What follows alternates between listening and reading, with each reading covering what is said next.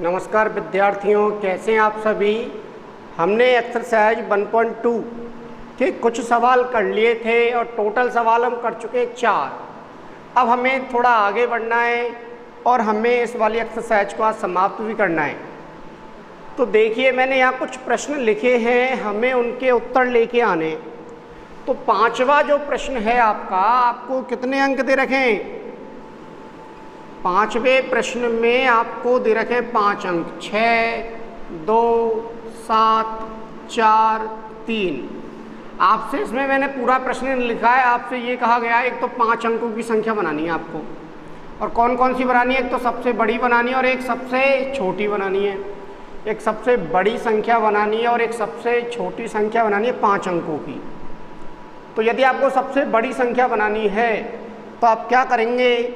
सबसे पहले मैंने आपको ये सब चीज़ें बता चुका हूँ। सबसे बड़ी संख्या, और आपको केवल एक अंक एक बार यूज लेना है। 5 अंक की सबसे बड़ी संख्या बनानी है, इनको एक अंक एक बार यूज लेंगे तो सबसे पहले सबसे बड़ा अंक लिख देंगे आप, उसके बाद और छोटा, उसके बाद और छोटा, उसके बाद और छोटा और उसके बाद और छोटा। तो 76,432 जो होगी वो सबसे बड़ी संख्या बन जाएगी। और 5 अंक की आपको एक और संख्या बनानी है, सबसे छोटी संख्या। 5 अंक की एक सबसे छोटी संख्या भी बनानी है। तो सबसे छोटी संख्या के लिए क्या करेंगे आप? इसका क्रम बदल दो, या तो आप क्रम नहीं बदलना चाहते, कैसे ध्यान रखेंगे? सबसे पहले सबसे छोटी, उसके बाद और बड़ी संख्या, उसके बाद और बड़ी संख्या, उसके बाद और बड़ी संख्या, उसके बाद और बड़ी संख्या। तो इस तरह से आपके पास 2 संख्याएं आ चुकी हैं और आपको इनका क्या निकालना है? अंतर। क्या निकालना है? अंतर निकालना है। तो अंतर क्या आएगा बताइए? तो अंतर आप माइनस करो इनको। 7, 6, 4, 3, 2 और 2, 3, 4, 6, 7। तो 12 में से 7 घटाया आपने, कितना बचा? 5। 13 में से 7 घटाएंगे, कितना बचेगा? 6। 14 में से 5 घटाएंगे तो बचेगा 9, और 6 में से 4 घटाएंगे 2, और 7 में से 2 घटाएंगे तो 5।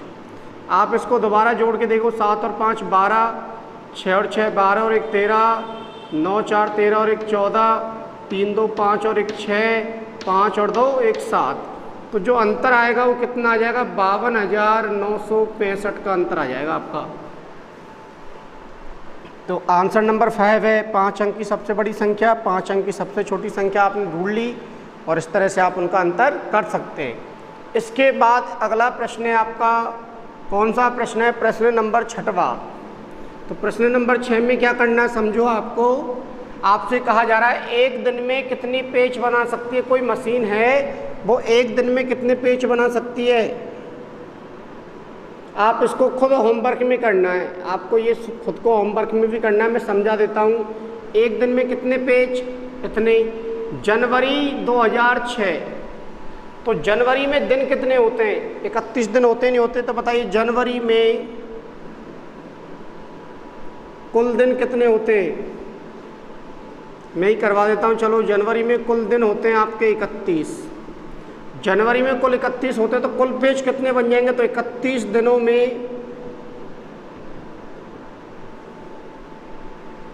कुल पेज जो बनेंगे वो कितने बन जाएंगे? तो आपको एक दिन में कितने दे रखे हैं? 2825 गुणा क्या कर देंगे आप? 31। एक दिन में 2825 बन रहे हैं, तो 31 दिन में कितने बन जाएंगे? तो आप क्या करेंगे? 31 से उस संख्या को गुणा कर देना। तो गुणा करो 2825 को 31 से। तो 1 से गुणा करेंगे तो यों की तो ही आ जाएंगी संख्याएं। गुणा करो 3 से 3 पंजे 15, हासिल 1, 3 दूनी 6 और 1 7, 8 तिया के 24, हासिल 2, 3 दूनी 6 और 2 8। तो आ जाएगा 5, 7, 8, 7, 15, 7 और 8। तो कितनी संख्या आ जाएगी? 87,575 संख्या आ जाएगी। इसको लिखिए आप जल्दी से। ये आंसर नंबर कौन सा हो गया हमारा? 6 आंसर हो गया। आंसर नंबर कौन सा हो गया? 6 हो चुका है ये। इसके बाद हम अगला प्रश्न करते हैं। इसको पढ़िए आप जल्दी से एक बार। आप इस वाले प्रश्न को पढ़िए जल्दी से, 7वें प्रश्न को। ये आंसर नंबर कौन सा हो गया आपका? 6। 7वां प्रश्न क्या है? सुनिए, पढ़िए आप। 7वें प्रश्न को पढ़िए, मैं इन दोनों को मिटा रहा हूँ अब। प्रश्न नंबर 5 को और 6 को मैं रफ कर देता हूँ यहाँ से, और 7वें प्रश्न को पढ़ें आप जल्दी से। देखिए, एक व्यापारी के पास कुल रुपए कितने, कुल रुपए हैं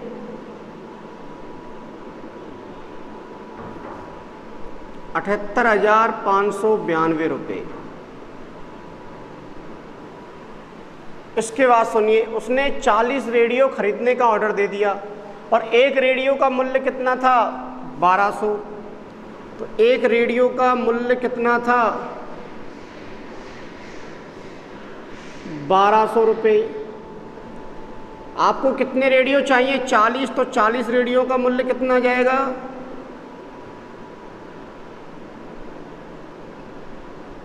तो 40 से क्या कर देंगे 1200 को गुणा करिए आप, 12 चौक 48 और लास्ट में कितनी जीरो आ जाएंगी 3।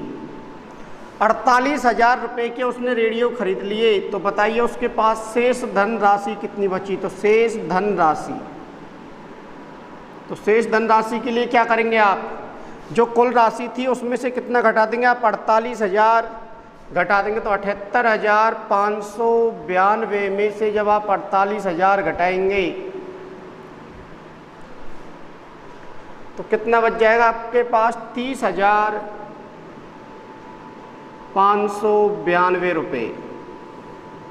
कितना धन बच जाएगा 30,592 धन बच जाएगा। इसको जल्दी से लिखें आप। इसके बाद हम करते हैं अगला प्रश्न। इसको पढ़ें आप अगले प्रश्न को, और अगले प्रश्न को पढ़कर आप सोचिए क्या आंसर आ सकता है। ये आंसर नंबर कौन सा हो गया आपका 7 हो चुका है। इसके बाद हमें करना है 8वां प्रश्न। तो 8वां प्रश्न करने की कोशिश कीजिए आप। आपसे कहा जा रहा है इसमें, सुनिए ध्यान से, एक विद्यार्थी ने क्या किया 7236 को 56 के स्थान पर कितने से गुणा कर दिया, 65 से गुणा कर दिया। तो उसका सही उत्तर से कितना अधिक है। तो क्या करना पड़ेगा आपको, इसमें एक बात और कहा गया है कि आपको दोनों 2 बार गुणा करने की आवश्यकता नहीं है। आपको 2 बार गुणा करने की आवश्यकता नहीं, एक ही बार। तो आप क्या कर सकते हैं, यहाँ से इनका अंतर देखिए। तो कितनी ज़्यादा संख्या से गुणा कर दिया, तो 65 माइनस 56 बराबर 11 से, तो 11 से ज़्यादा गुणा कर दिया उसने, 11 अधिक संख्या से गुणा कर दिया।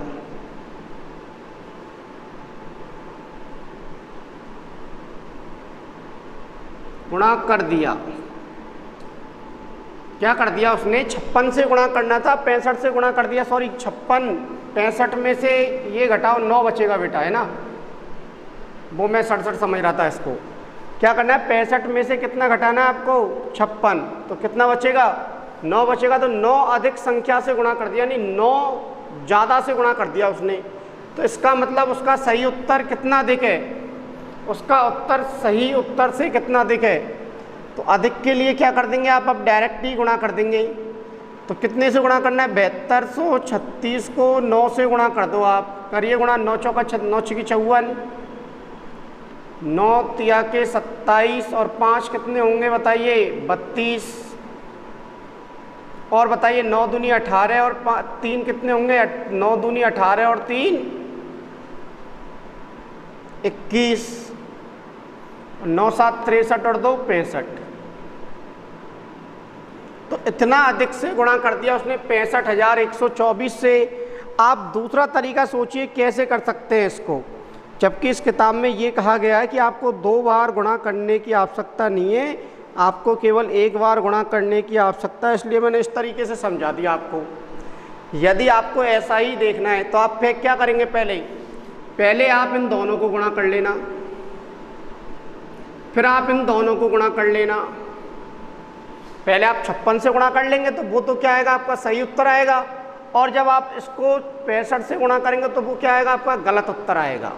तो गलत उत्तर जो है वो सही उत्तर से कितना ज़्यादा है, तो आप उसको माइनस कर देंगे तो आपके पास ये आंसर आ जाएगा। आप उस तरीके से भी कर लेना इसको। मैंने आपको डायरेक्ट बता दिया है। इसके बाद देखिए आपका लास्ट प्रश्न क्या है, 9वां। इसके बाद हम और सवाल करेंगे आपसे। इसमें कहा गया है कि एक कमीज को सिलने के लिए, तो एक कमीज को कितनी आवश्यकता है, एक कमीज के लिए कपड़े की आवश्यकता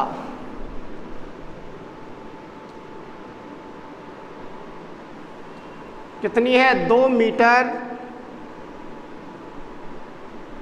और 15 सेंटीमीटर। तो आप इसको क्या करेंगे, सेम में चेंज कर लेंगे, तो 200 सेंटीमीटर हो जाएगा ये, प्लस 15 हो जाएगा, तो कितना आ जाएगा, 215 सेंटीमीटर।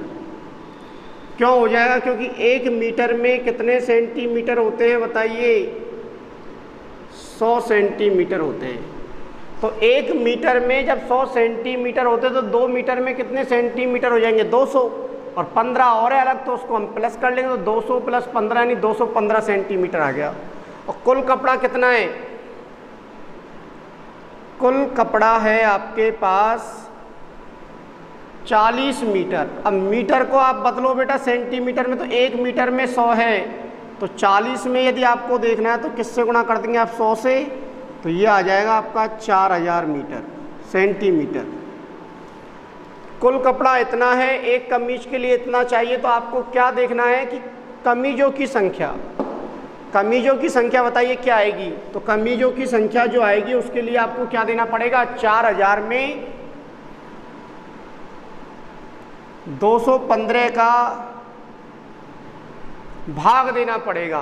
तो दीजिए भाग, एक बार जाएगा, क्या आ जाएगा, 215, क्या बचेगा, 5, 2 हो गए 8, 1, और ये हो जाएगा 1850। इसके बाद आप क्या करेंगे, दोबारा भाग देंगे, तो 215 का भाग देंगे तो 8 बार जाएगा, गुणा करो, 8 पंजे 40, 8 एकम 8 और 4 12, 8 दूनी 16 और 1 17, तो 0 3 1, इतना क्या बच गया शेष। तो यहाँ पर आप क्या लिखेंगे, कमीजों की कुल संख्या। तो कमीजों की कुल संख्या जो आएगी वो आपकी आ जाएगी कितनी बताइए, 8। आपने 215 का भाग दे दिया तो 18 कमीज आ जाएगी। और शेष कपड़ा कितना बचा, तो शेष जो कपड़ा बचेगा वो आपका कितना बच जाएगा, 130 सेंटीमीटर। अब सेंटीमीटर को आप बदलो, 100 प्लस 30, तो 100 सेंटीमीटर में कितने मीटर होते हैं, 1 मीटर होता है, और 30 सेंटीमीटर है ये आपका। तो इस तरह से आपको क्या देकर देखना पड़ेगा, भाग देखना पड़ेगा यहाँ पर। तो भाग दे लिया आपने, ये भाग भी आपको लिखना पड़ेगा यहाँ पर बगल में, यहाँ साइड में आपको क्या लिखना पड़ेगा, भाग लिखना पड़ेगा, ठीक है। अब इसके बाद हम अगला प्रश्न करेंगे 10वां, इसको लिखिए आप जल्दी से, जल्दी से लिखें इसको आप। हाँ तो देखिए बच्चों, अब हमने और प्रश्न लिखे आगे, 10वां प्रश्न, 11वां और 12वां। तो पहले हम कर रहे हैं 12वां प्रश्न। एक बर्तन है हमारे पास जिसमें टोटल कितना दही है, 4 लीटर और 500 मिलीलीटर दही है। 4 लीटर और 500 मिलीलीटर दही है। और गिलास की धारिता कितनी है, गिलास की जो माप है वो कितनी है, 25। तो हमें गिलासों की संख्या निकालनी है। तो यहाँ पर ये बताइए कुल दही कितना मिलीलीटर है। तो दही की मात्रा यदि आप निकालेंगे तो दही की मात्रा जो है वो है आपकी 4 लीटर और प्लस कर दूं मैं 500 मिलीलीटर। अब हमें एक काम करना है, ये मिलीलीटर में इकाई है, ये भी मिलीलीटर में, ये लीटर में है, तो लीटर को भी हम किस में बदल लेंगे, मिलीलीटर में। तो आपको पता होगा, मैं बता चुका हूँ, 1 लीटर में कितने मिलीलीटर होते हैं, तो आप कहेंगे 1000 मिलीलीटर होते हैं। कितने मिलीलीटर होते हैं, 1000। तो आप चेंज करेंगे तो 4 में कितने हो जाएंगे, 4000 प्लस 500 मिलीलीटर। एक में जब 1000 है तो 4 में कितने मिलीमीटर हो जाएंगे, मिलीलीटर हो जाएंगे बताइए? 4000। तो 4000 प्लस 500 यानी कि 4500 मिलीलीटर दही हो गया टोटल। और एक गिलास में कितना दही आता है? तो एक गिलास में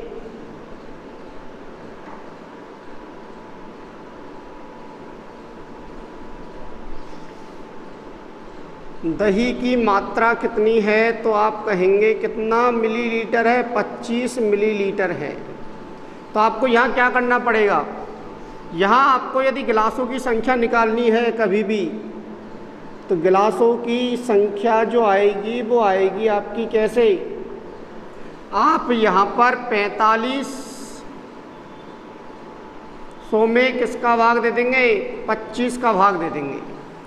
4500 में किसका भाग दे देंगे? 25 का, यानी कुल मात्रा में आप भाग दे देंगे गिलास की मात्रा का। तो बताइए 4500 में जब आप 25 का भाग देंगे तो 25 से कम 25, कितने बच गए? 20। 200 हो गए, 25 अट्ठे 200, कितना बच गया? 0। और 0 में भाग देंगे तो 0। तो कितने गिलास आ जाएंगे आपके? गिलासों की जो संख्या आएगी वो 180 गिलास हो जाएंगे। एक और बार समझ लो, आप क्या करना है आपको, जब भी इस तरह के प्रश्न आए जिनमें मात्राएं जो दे रखी हैं वो अलग अलग उसमें दे रखी हैं, ये मिलीलीटर, ये लीटर, ये मिलीलीटर, तो सभी को सेम में बदल लो। छोटी इकाई में बदलिए आप, बड़ी इकाई में बदलेंगे छोटी इकाई को तो आपका दशमलव रूप में आएगा। दशमलव रूप हमने अभी सीखा नहीं है, तो इसलिए हम क्या करेंगे, छोटी इकाई को बड़ी इकाई को छोटी में बदल लेंगे। तो 4 लीटर क्या है? बड़ी इकाई है, इसको छोटी में बदलेंगे तो किससे गुणा कर देंगे? 1000 से। तो कितना हो जाएगा? 4000 लीटर हो जाएगा, प्लस 500 तो 4500 मिलीलीटर हो गया। अब एक गिलास में दही की मात्रा कितनी है? 25। एक गिलास में 25, तो 2 में 50, 3 में 75, 4 में 100, ऐसे चलते रहेंगे आप। तो यदि हमें डायरेक्ट गिलासों की संख्या निकालनी तो कुल मात्रा में किसका भाग दे देंगे? एक गिलास की मात्रा का भाग दे देंगे। तो आपके पास जो आंसर आएगा वो कितना आ जाएगा? 180 गिलास आ जाएगा।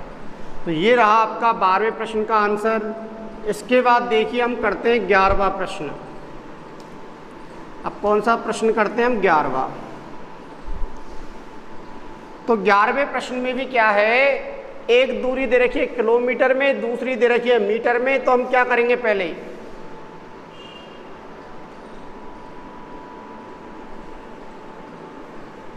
घर व स्कूल के बीच की दूरी, घर व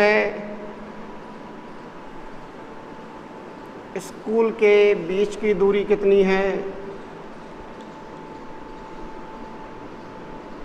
तो आप लिख देंगे 1 किलोमीटर प्लस 850 मीटर। किलोमीटर को km लिखते हैं हम, है ना, किलोमीटर को क्या लिखते हैं? km। तो आप ये बताइए 1 किलोमीटर में कितने मीटर होते हैं? तो 1000 मीटर होते हैं। 1 किलोमीटर में कितने मीटर होते हैं? 1000। तो 1 किलोमीटर को यदि मीटर में बदलना है तो क्या आ जाएगा? 1000 प्लस 875 यानी 1875 मीटर आ गया ये आपका। ये तो क्या है, एक तरफ की दूरी है, यानी ये है आपका घर, ये है आपका स्कूल। अब एक बार तो आप यूँ जा रहे हो घर से स्कूल, और स्कूल से घर भी तो आएंगे वापस। तो स्कूल से जब घर से स्कूल जा रहे हो तो 1875 चल रहे हो आप, और स्कूल से वापस घर पे आ रहे हो तब भी कितना चलेंगे? 1875 ही तो चलेंगे, कम ज़्यादा थोड़ी हो जाएगी दूरी। अरे जो दूरी होगी वो तो फिक्स रहेगी ना स्कूल और उसके बीच में। अब आप क्या करेंगे इसके बाद? प्रत्येक दिन यह दूरी 2 बार तय की जाती है। तो एक दिन में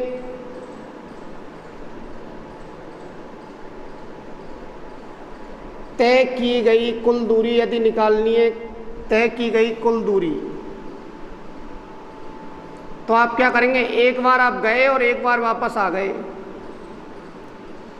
जाने की प्लस आने की दूरी जोड़ लेंगे आप, या आप इसको 2 से भी गुणा कर सकते हैं। तो जोड़िए, कितना आएगा? 0, 8, 7 दूनी 14 और 1 15, 8 दूनी 16 और 1 17, और 2 और 1 3। तो ये आ जाएगा 3750 मीटर। यानी एक दिन में जो तय की जाती है कुल दूरी वो आ गई 3750 मीटर आ चुकी है। अब आपको 6 दिन में चाहिए यह दूरी। कितने दिन में चाहिए? 6 दिन में। तो 6 दिन का निकालना यदि आपको, तो क्या करेंगे आप बताइए। तो 6 दिन में तय दूरी, तो आप किससे गुणा कर देंगे बताइए, 6 से गुणा कर देंगे, तय की गई कुल दूरी।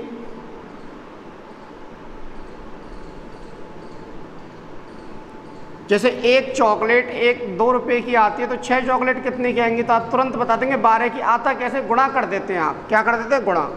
तो बताइए 3750 को यदि आप 6 से गुणा करेंगे तो क्या आएगा, 0। 6 पंजे 30, 7 छीक 42 और 3 45, 6 तिया के 18 और 4 22। अब आपको क्या करना है, यहाँ पर ये जो आंसर दे रखा है वो किस में दे रखा है, मीटर में। किस में दे रखा है, मीटर में दे रखा है। अब आपको इसको वापस किलोमीटर में बदलना है। तो बताइए 1 मीटर में किलोमीटर निकालना है तो कैसे निकालेंगे आप। तो 1 मीटर बराबर लिख देंगे आप 1/1000 किलोमीटर। यदि आपको मीटर को किलोमीटर में बदलना है तो आप किसका भाग देंगे, 1000 का। यानी आप छोटी इकाई को बड़ी इकाई में बदल रहे हो तो भाग देना पड़ेगा हमेशा, और बड़ी इकाई को छोटी इकाई में बदलेंगे तो हम क्या करते हैं, हमेशा गुणा करते हैं। तो बताइए यदि अब इसको बदलना है तो क्या करेंगे आप, 1000 का भाग दे देंगे। 1 0 से 1 0 कट गई, 2 0 से 2 0 कट गई, और 10 का भाग यदि देंगे यहाँ पर हम, तो दशमलव कहाँ लग जाएगा, 1 अंक से पहले। 10 का भाग दीजिए आप, तो 10 का भाग देंगे 225 में, तो दशमलव कितने अंक से पहले लग जाएगा, 1 अंक से पहले। तो ये हो जाएगा 22.5 किलोमीटर। या आप इसको दूसरे तरीके से भी सोच सकते हैं, ऐसे नहीं सोच सकते तो इसमें आप क्या करेंगे बताइए, 22,000 को अलग कर लो आप। इसको आप ऐसे भी कर सकते थे, 22,000 अलग कर लिया हमने, प्लस 500 अलग कर लिया, और ये क्या है, मीटर। अब 22,000 मीटर में कितने किलोमीटर हो जाएंगे, 22 किलोमीटर हो जाएंगे, प्लस 500 मीटर हो जाएगा। आप ऐसे भी इसको सॉल्व कर सकते हैं। आपने 22,000 अलग कर लिया, 500 अलग कर लिया, 22,000 मीटर में कितने किलोमीटर, 22, और 500 मीटर में 500 मीटर, तो आपका क्या आ जाएगा, 22 किलोमीटर और 500 मीटर आ जाएगा आंसर। तो इस तरह से आप सॉल्व कर सकते हैं। इसके बाद इसको लिखिए आप, इसके बाद हम लास्ट प्रश्न करते हैं 10वां। इसके बाद हम 10वां प्रश्न और है उसको भी सॉल्व कर लेते हैं। तो देखिए अब 10वें प्रश्न में क्या है, एक वैन है आपके पास, आपके पास क्या है, एक वैन है, और एक बक्से का वजन कितना है। तो एक बक्से का वजन है, एक बक्से का वजन तो है 4 किलोग्राम और 500 ग्राम। तो अब 1 किलोग्राम में कितने वजन होता है, 1 किलोग्राम में होता है आपका 1000 ग्राम। 1 किलोग्राम में कितना होता है, 1000 ग्राम होता है। तो इसका मतलब इसको यदि आप चेंज करना चाहेंगे तो क्या हो जाएगा, 4000 प्लस 500 बराबर 4500 ग्राम हो जाएगा। एक बक्से में वजन हो जाएगा। अब 800 किलोग्राम है टोटल। वैन की क्षमता जो है वो कितनी है, वैन की क्षमता है 800 किलोग्राम। वैन की क्षमता कितनी किलोग्राम है, 800 किलोग्राम। अब इसको यदि आप ग्राम में बदलेंगे तो आप बताइए किससे गुणा कर देंगे, 1000 से। तो क्या आ जाएगा, 800 और कितनी जीरो आ जाएंगी, 3 जीरो और आ जाएंगी, और ये हो जाएगा ग्राम में। मैं ग्राम में चेंज, अब क्षमता पूछ रहा है आपसे, आप कितने बक्से ला सकते हैं, टोटल भार इतना है, एक बक्से का वजन इतना है। तो बताइए बक्सों की संख्या कैसे निकालेंगे आप। तो बक्सों की संख्या,